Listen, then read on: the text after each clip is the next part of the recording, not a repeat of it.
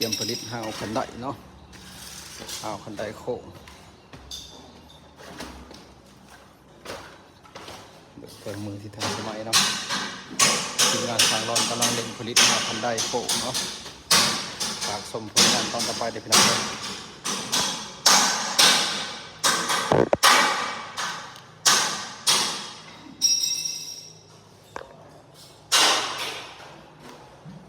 เป็นห้าวคันไดโค้งเนาะลายเหลี่ยมธรรมดาเนาะฝากชมผลงานตอนต่อไปได้พี่น้องได้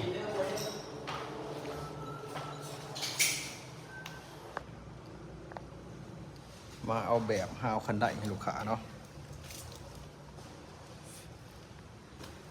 ขึ้นโค้งแบบสำเร็จเนาะบันไดโค้งเนาะฝากชมผลงานตอนต่อไปได้พี่น้องเด้อบันไดโค้งอลังการงานสร้างเนาะงานสร้างรอนหับผลิตได้พี่น้องเด้อโดยเครื่องมือที่ทันสมัยเนาะ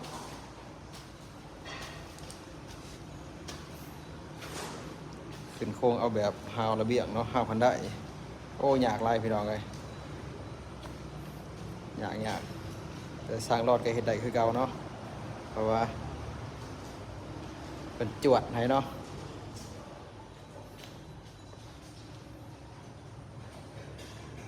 อลังการงานสร้างเนาะไป2พังเนาะ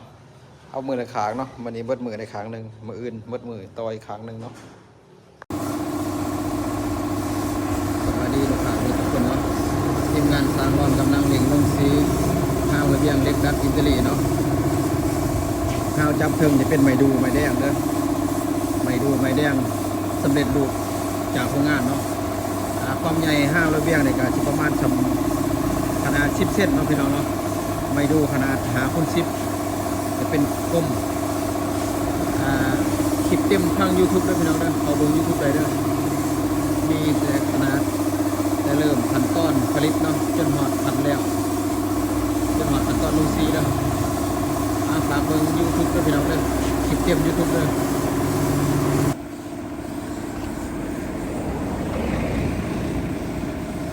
ลงสีห้าวระเบียงสำเร็จเตรียมหอยเนาะงานเหล็กดัดอิตาลีเนาะลงสีสำเร็จเนาะฝากชมผลงานตอนต่อไปได้พี่น้องเด้อตอนติดตั้งเนาะห้าวจับจะเป็นห้าวไม้ดูไม้แดงเลยพี่น้องเด้อเป็นห้าวใหม่เนาะ